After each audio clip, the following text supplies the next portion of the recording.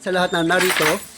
At ngayon ay dala ko po tayo sa salita po ng ating Panginoon. Ang ating pong pag-aaralan ngayon, yung pagkain ng ating spiritual, ay walang iba kundi yung kasaysayan ng paglikha ng Diyos sa mundong ito. No, kung paano ito nalikha, kung paano binuo ng Diyos ang mundo sa loob ng 6 na araw. So, mayroong pong 6 na araw na paglikha ng Diyos sa mundo, kaya sana po ay magkaroon po tayo ng atensyon na pakinggan ang mga bagay nito upang magkaroon po tayo ng kagalakan at kapayapaan sa puso po na basa sa atin. So bago yan, tayo muna po ay manalangin. Humingi po tayo ng gabay at patnubay sa Panginoon para yung kanyang mga salita ay maging buhay sa puso't isipan natin at maunawaan po natin mga bagay nito. Tayo po ay manalangin, Panginoon. Maraming salamat sa oras mo ito, Diyos, sa pangunguna po ng aming Chairman Lenny Reyes. Dalangin namin na patuloy kami pagpalain, gabayan at patnubayan na ang mga salita na aming mapapakinggan ay timimo sa aming mga puso at ito ay aming maunawaan. Maging lingkod, patuloy niyo po bigyan ng kalaman at karunungan at patuloy na maunawaan ko po ang iyong mabuting balita upang maihayag ko po ng malinaw ang iyong mga salita sa bawat isang nanarito sa mga oras po ito, God. Kaya inangkin namin ang iyong banal na Espiritu, siyang tagapagturo namin sa pangalan ni Jesus. Amen. So dito ay sinasabi ng banal na kasulatan yung kasaysayan ng paglikha ng Diyos. So dito so ang unang paglikha ng Diyos sa mundo, sinabi ng banal na kasulatan, sabi sa Genesis chapter 1, verse 1 hanggang 5, ganito po ang sinasabi, nang pasimula ay nilikha ng Diyos ang langit at ang lupa. Ang lupa ay walang hugis o anyo, dilim ang bumabalot sa kalaliman at kumikilos ang Espiritu ng Diyos sa ibabaw ng tubig. Sinabi ng Diyos magkaroon ng liwanag at nagkaroon nga. Nasiyahan ang Diyos ang ito'y mamasdan. Pinagbukod niya ang liwanag at ang dilim. Ang liwanag ay tinawag niyang araw at ang dilim naman ay tinawag na gabi. Lumipas ang gabi at sumapit ang umaga, yun ang unang araw. So dito po, ang unang araw na paglikha ng Diyos, ang unang nilikha ng Diyos ang liwanag at ang dilim, Liwanag at ang dilim. Yan po ay nilikha ng Diyos sa unang araw. Bakit nilikha niya muna ang liwanag at dilim? Para malaman niya kung ilang araw na ang kanyang paglikha. Kaya sinabi nito, sumapit ang gabi at sumapit ang umaga, yun ang unang araw. So, yan po yung unang araw na paglikha ng ating Panginoon. Pangalawa, ang ikalawang araw na paglikha ng Diyos sa mundo, ang sabi niya sa Genesis chapter 1 verse 6 hanggang 8, ang sabi niya, sinabi ng Diyos magkaroon ng kalawakan, maghati sa tubig upang ito'y magkahiwalay. Nangyari ito, ginawa ng Diyos na sa pamamagitan ng kalawakan sa tubig na nasa itaas at sa tubig na nasa ibaba. Langit ang tinawag niya sa kalawakan, lumipas ang gabi at sumapit ang umaga, yun ang ikalawang araw. So doon makikita natin, kaya mayroong ulan, Mayroong ulan, kaya sabi niya, maghati, Sabi niya rito, sabi niya, sinabi ng Diyos, magkaroon ng kalawakan na maghati sa tubig upang ito'y magkahiwalay. At nangyari ito, ginawa ng Diyos sa pamamagitan ng kalawakan sa tubig na nasa itaas at sa tubig na nasa ibaba. Langit ang tinawag niya sa kalawakan, lumipas ang gabi at sumapit ang umaga, iyon ang ikalawang araw. Sa ikalawang araw na paglikha ng Diyos, pinagbukod niya ang tubig sa langit at sa lupa. Kaya mayroong pumapatak na ulan. Kaya mayroong pumapatak na ulan dahil may tubig sa kalawakan. Kaya kung gugustuhin ng Diyos na pumatak ang ulan, ay umuulan. Ang layunin ng Diyos, bakit may tubig sa kalawakan? Dahil para sa mga kanyang nilikha. Sa buong daigdig ay mayroong kailangan ng tubig. Buong daigdig, kaya mayroon siyang tubig upang pangdilig. Kaya yung mayroon tinatawag na ulan. Kaya kapag pumapatak ang ulan, dinidiligan ng Diyos yung mga kanyang nilikha, katulad ng mga puno, mga halaman, mga nangangailangan ng tubig. O kaya maging tayo, nangangailangan din tayo ng tubig. So doon, yung pangalawang paglikha ng Diyos sa mundong ito. Yung pangalawa niya ay hinati niya ang tubig. Hinati niya tubig sa kalawakan at tubig sa ibabaw ng dito sa atin, mundo. Kaya meron tayong tubig dito sa mundo at may tubig din tayo sa kalawakan. Kaya meron tinatawag na patak ng ulan. Kaya merong ulan, merong mga bagyo, may mga ganun. Yan ang ginagamit ng Diyos para papataking ibuhos ang tubig sa kalawakan. So, sabi ng banal na kasulatan, pangatlong araw na paglikha ng Diyos sa mundo, sa Genesis chapter 1 verse 9 hanggang 13, ito yung pangatlong araw. Sinabi ng Diyos magsama sa isang dako ang tubig sa silong ng langit upang lumitaw ang lupa. Nangyari nga ito, tinawag niyang lupa ang tuyong bahagi at dagat naman ang nagsasamang tubig na siya nang ito'y mamasdan. Pagkatapos sinabi ng Diyos magkaroon sa lupa ng lahat ng uri ng tumutubong halaman, nagkakabinhi at mga punong namumunga. At nangyaring ito, tumubunga sa lupa ang gayon mga halaman na siya nang ito'y mamasdan, lumipas ang gabi at sumapit ang umaga, yun ang ikatlong araw. So makita natin dito, kaya sabi niya magsama sa silong ng tubig, sa silong ng langit ang tubig upang lumitaw ang lupa. Kaya makikita mo may lindol. Kasi ang lupa nakalutang lamang ito sa tubig. No? Kaya kapag nauga yung tubig sa ilalim, ang lupa nagwiwib. No?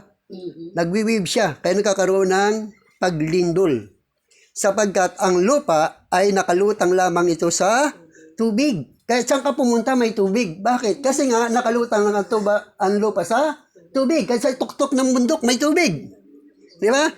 May tubig. Kasi nga doon lang siya nakalutang, kaya nagkakaroon ng tinatawag na paglindol, na konting shaking. Pag ano lang, pag ano ng tubig, gumaganon ang lupa, kaya nagkakaroon ng paglindol, no? So doon nakikita natin, yun ay yung pangatlong araw na paglikha ng ating Diyos na buhay.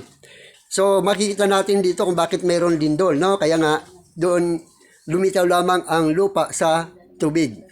Pang-apat, ang ika-apat na araw na paglikha ng Diyos sa mundo, sa Genesis chapter 1 verse 14 hanggang 19, sinabi ng Diyos magkaroon ng mga tanglaw sa langit upang mabukod ang araw at gabi. Ito ang magiging batayan sa bilang ng mga araw, taon at kapistahan. Mula sa langit ang mga ito ay magbibigay ng liwanag sa daigdig at gayon nga ang nangyari. Nilikha ng Diyos ang dalawang malaking tanglaw, ang araw upang magbigay liwanag sa maghapon, at ang buwan upang magtumanglaw kung gabi. Nilikha niya ang mga bituin. Inilagay niya sa langit ang mga tanglaw na ito upang magbigay ng liwanag sa daigdig. Tumanglaw kung araw at gabi at magbukod sa liwanag at dilim na siyan ang Diyos ang ito'y mamasdan, lumipas ang gabi at sumapit ang umaga, iyon ang ika-apat na araw. Sa ika-apat na araw, ang nilikha ng Diyos ay araw, buwan, at mga bituin. So, ang layunin doon, para magkaroon tayo ng batayan ng bilang. Malaman natin kung ilang araw na tayo dito sa mundo. Malaman natin kung ilang taon na tayo nandito sa mundo. Sabagat mayroong araw at dilim. Ang batayan para malaman yon, no? So doon ay sinasabi ng Biblia para yun ang batayan para magkaroon tayo ng buwan upang tumanglaw kung gabi. At ang layunin para maging batayan ng ating kapistahan at kaarawan at kung kailan ka ipinanganak, kung ilang taong ka na nanatili sa mundong ito. So doon ay sinasabi ng banal na kasulatan na yung paglikha ng Diyos sa apat na araw. Yung apat na araw, kung bawat araw, iba't iba ang kanyang nilikha. No? So, sa apat na araw, ang kanyang nilikha, 3, araw, buwan, at mga bituin. Ang layunin para magkaroon tayo ng batayan ng ating kapistahan at kaarawan kung kailan ka ipinanganak, kung ilang taong ka na nandito sa mundo. So, panglimang araw, ay ikalimang araw na paglikha ng Diyos sa mundo, sa Genesis chapter 1 verse 20 hanggang 23, sinabi ng Diyos magkaroon sa tubig ng maraming bagay na may buhay. At magkaroon din ng mga ibon sa impapawid. Nilikha ng Diyos ang mga dambuhala sa dagat at lahat ng bagay na nabubuhay sa tubig. Gayon din ang lahat ng uri ng ibon.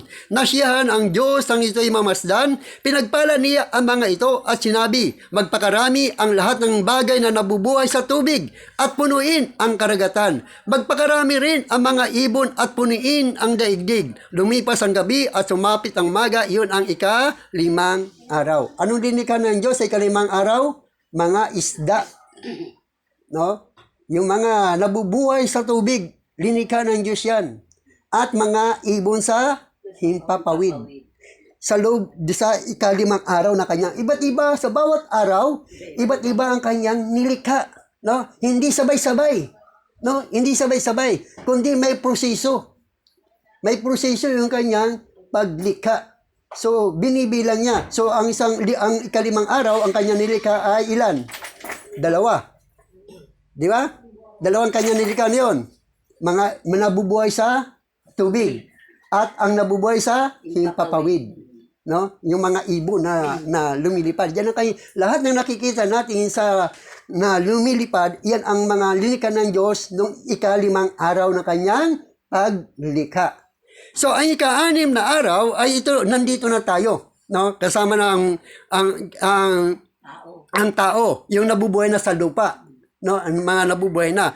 Ang ika-6 na araw na paglikha ng Diyos sa mundo, sa Genesis chapter 1 verse 24 hanggang 31, at sinabi ng Diyos, bukalan ang lupa ng mga may buhay na kinapal, ayon sa kanilang uri ng hayop, at ng mga kinapal na umuusad at mga ganib sa lupa, ayon sa kanilang uri, at nagkagayon. Nilikha ng Diyos ang ganib sa lupa ayon sa kanyang uri, at ang hayop ayon sa kanyang uri, at ang bawat umuusad sa ibabaw ng lupa ayon sa kanya-kanyang uri. At nakita ng Diyos na mabuti, at sinabi ng Diyos, lalangin natin ang tao sa ating larawan, ayon sa ating wangis, at magkaroon sila ng kapangyarihan sa mga isda, sa dagat, at sa mga ibon, sa impapawid, at sa mga hayop, at sa buong lupa, at sa bawat umuusad na nagsisiusad sa ibabaw ng lupa. Nilalang ng Diyos ang tao ayon sa kanyang sariling larawan, ayon sa larawan ng Diyos. Siya'y nilalang niya sila na lalaki at babae. At sila'y binasbasan ng Diyos sa kanila. At sinabi, kayo'y magpalaanakin at magpakarami, at kalatan ninyo ang lupa at inyong supilin, at magkaroon kayo ng kapangyarihan sa mga isda, sa dagat, sa mga ibon, sa impapawid, at sa bawat hayop na gumagalaw sa ibabaw ng lupa. At sinabi ng Diyos, narito, ibinigay ko sa inyo ang bawat pananim na nakakabinhi at nasa ibabaw ng lupa, ng balat ng lupa, at ang bawat punong kahoy na may bunga ng puno ng kahoy na nagkakabinhi. Sa inyo'y magiging pagkain, at sa bawat hayop sa lupa, at ang bawat ibon sa impapawid, at sa ibabaw ng lupa na may buhay, ay ibinigay ko ang lahat ang lahat na pananim na sariwa sa pinakapagkain, at nagkagayon. At nakita ng Diyos ang lahat ng kaniyang nilikha, at narito, napakabuti, at naghapon at nagkaumaga, yun ang ika-6 na araw. So doon, makita natin ang huling-huling nilikha ng Diyos sa 5 araw ay 2 rin. Ano yon? Mga hayop, mga ganib na gumagapang sa lupa, at ang huli ay ang tao. Ang layunin, bakit nilikha niya ang tao? Para pamahalaan ng kanyang mga nilikha. At binigyan tayo ng kapangyarihan na pamahalaan nito. Ayon sa Genesis chapter 9 verse 2, matatakot sa inyo ang lahat ng hayop, pati mga ibon, ang lahat ng gumagapang sa lupa, at mga isda. Ang lahat ng ito ay inilagay ko sa ilalim ng inyong kapangyarihan. So tayo ay may kapangyarihan. Kumbaga tayo binigyan ng authority ng Diyos na pamahalaan ang kanyang mga nilikha. Dahil hindi tayo ng Diyos ayon sa kanyang wangis. Ganito ang sinasabi sa Awit chapter 8, verse 4 hanggang 6. Ano ba ang tao upang iyong pahalagahan? O ang anak ng tao upang iyo'y pangalagaan? Nilikha mo siyang mababa sa iyo. Nilikha mo siyang mababa sa iyo ng kaunti. So, ibig sabihin, kaunti lang pala yung natin sa Diyos eh.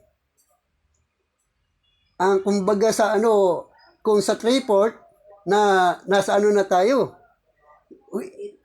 Oo, sabi niya rito, linawin po natin na para tayong malapit sa Diyos eh. Sabi niya, sabi niya, ano ba ang tao? Awit chapter 8, verse 4 hanggang 6. Ano ba ang tao? Upang iyong palagahan, o ang anak ng tao, upang iyong pangalagaan. Nilikha mo siyang mababa sa iyo ng kaunti.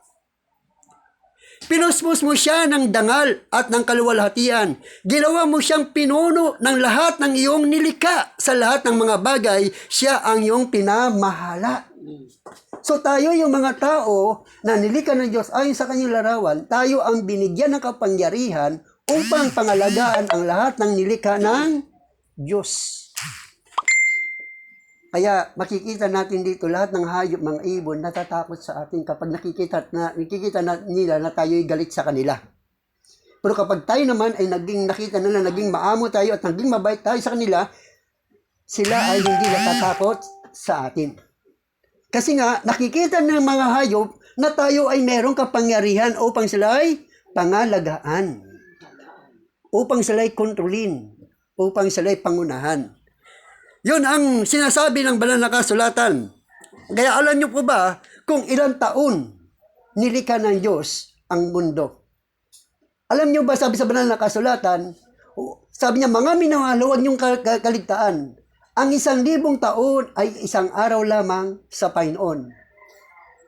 So, ibig sabihin, bawat araw na paglikha ng Diyos, nagbibilang siya ng 1,000 taon para matapos ang kanyang unang paglikha.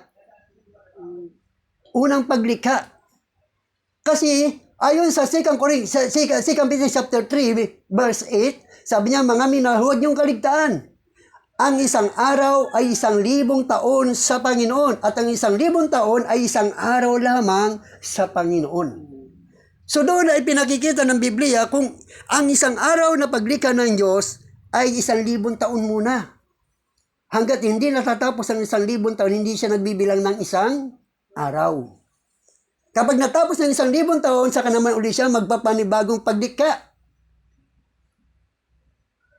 Kaya bawat araw na kanyang paglikha, hindi isang araw kundi 1,000 taon na paglikha ng Diyos.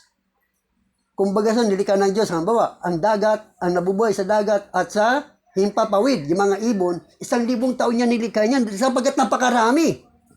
Amen po ba? Napakaraming nilikha sa babaw sa tubig at napakarami rin ng mga ibon sa himpapawid. At nilikha ng Diyos yan sa loob ng isang araw, ibig sabihin ng isang araw ay 1,000 years. So 1,000 years, ibig sabihin nilikha ng Diyos ang mundong ito sa loob ng 6,000 years. Bago natapos ang kabuuan ng kanyang paglikha. Kaya perfect ang paglikha ng Diyos sa lahat ng kanyang nilalang. Perfect. Bakit? Dahil hindi ganun kadali. Kumbaga sa pintor, pinag-aaralan nila yan. No? Kung paano ito, hindi basta-basta guhit ng guhit. Kundi tinitingnan kung ano talagang nararapat. Dahil hindi nagmamadali ang Diyos. Dahil ang isang araw sa kanya ay 1,000 years sa bilang natin. Sa bilang natin. So doon ay nakikita natin na ang paglikha ng Diyos sa mundong ito ay mayroong proseso. Step by step. At bawat araw ay 1,000 years. Alam niyo ba, nung magkasala si Adan at si Eva, namatay siya, sabi ng Diyos, sa araw na ito, ikaw ay mamamatay. Namatay ba si Adan? Hindi, kundi ilang taon mo na namatay si Adan? 930 years. Hindi siya umabot ng isang araw sa Panginoon. Dahil ang isang araw sa Panginoon ay 1,000 years. Yun ang sinabi ng Diyos. Sa araw na ito, ikaw ay mamamatay. So, ibig sabihin, ang buhay ni Adan, nung magkasala, magbibilang muna siya ng 1,000 taon para siya tuluyan mamatay. Para tuluyan siyang mamatay. So doon ay pinakikita ng Diyos na ang isang araw sa kanya ay 1,000 years. Pinatunayan ito sa buhay ni Adan. Si Adan ay nabuhay ng 930 years. 7 years na lang ang natitira sa kanya para umabot ng, ano yun? 70 ba? 70? Tama. 930 years eh. 70. Oh, 700 years na lang. O, tama ba? Oh, 70 years. No, 70 years na lang ang natitira para umabot siya ng isang araw sa Panginoon. Bago siya mamatay. Pero hindi na siya pinintulutan, umabot ng isang araw. So yun, nawa ay meron tayong naintindihan at meron tayong nanawaan kung paano nilikha ng Diyos ang langit at ang lupa. Kung bakit mayroon lindol, dahil nga ang lupa ay nakalutang lamang sa tubig. Kaya pag nauga ang tubig, nagsisik ang lupa na parang barko. Pag ang tubig ay walang alon, ang barko ay payapa. Tama? Hindi siya gumagalaw, diretso. Pag hindi maalon. Pero kapag maalon, nagsisik ang barko. Ganon din ang mundo. Kapag may pumutok sa ilalim ng lupa, sa ilalim, at nagalaw ang lupa, nagkakaroon ng tinatawag na pagsisik. Kaya mayroon tinatawag na lindol. No. So yun, purihin ang Panginoon. Meron ba tayo naintindihan at meron ba tayo nanawaan? Yan, purihin ang Panginoon. At purihin ng Diyos sa kanya pong mga salita. Hallelujah. Pasalamatan po natin ng Diyos. Hallelujah.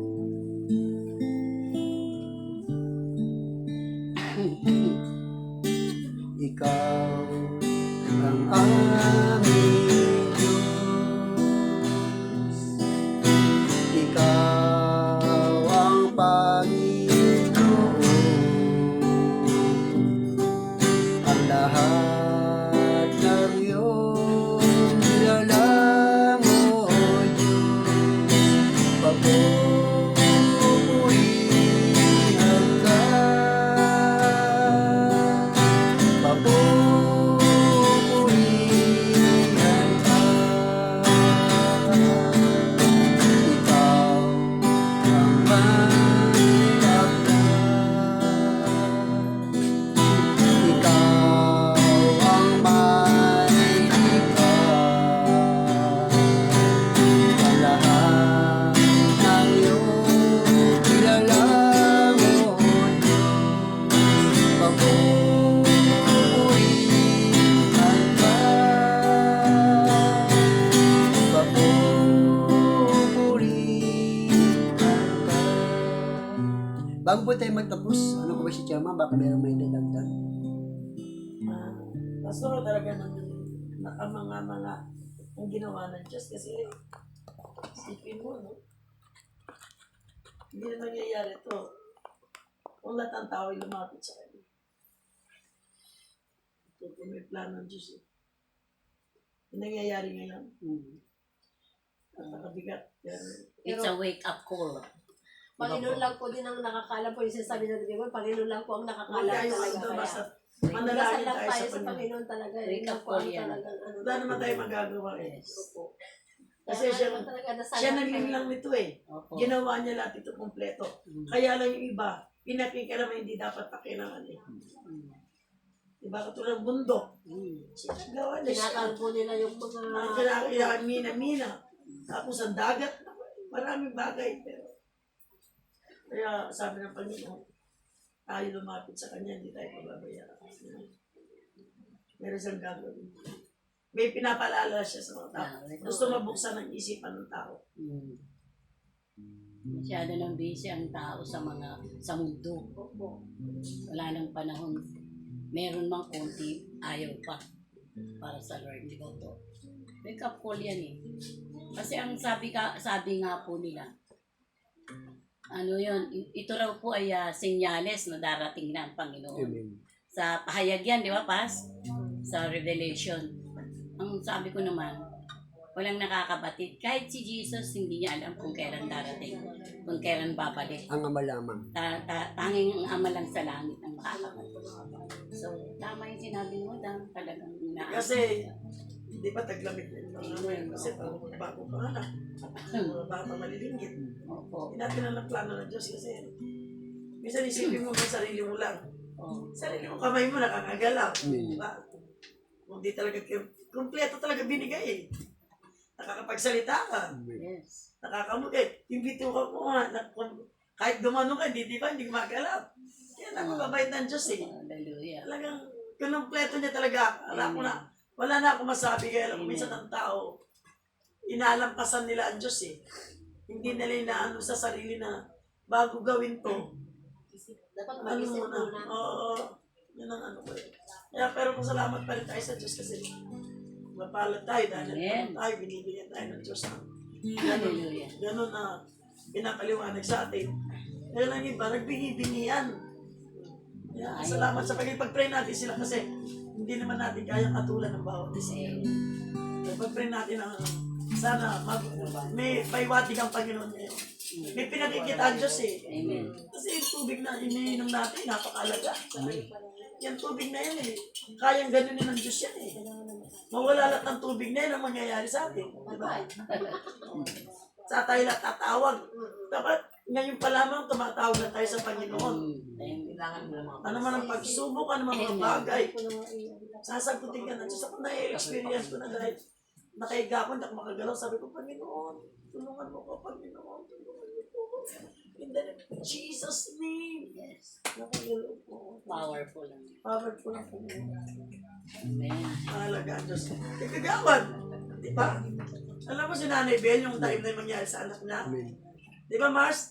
Na naginip ako noon, nakita ko, yung time ng gabi yun, na naginip ako, alas 4. Nakita ko yung, may nakita akong tao, nakamotor. Ano man na-share ko sa iyo? 1 year na ngayon, Che. 1 year na ba yun, Mars? 1 year na ngayon, Napakabuti talaga October ng Diyos. 13. Kaya nga sabi ko nga kay Pastor, kapasalamat na ako. Na binigyan pa ng May plano pa yung siya. anak ko. O siguro marami pa sa kanya ng Panginoon para sa katuparan niya. Maaaring pwedeng magbago siya kung ano yung mga mali niya, di ba? Totoo Yun yun, yung sinasabi ko sa kanya.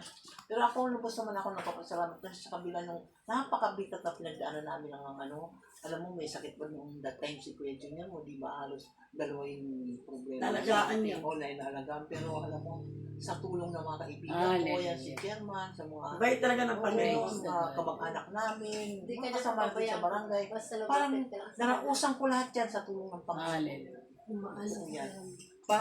Magantay ka lang. magaan na tinanggap ko na magaan. Magaan. Tapos, hindi pa yun, hindi gumaling na yung anak ko, di pa doon nagtapos. Noong namang Mayo na, namatay naman yung mister ko, di ba? Pero alam mo, talagang binibigyan talaga ako ng Panginoon na huwag akong tibay ng loob para hindi ako sobrang masaktan. Oo, talagang binibigyan talaga ako niya ng lakas ng loob. Parang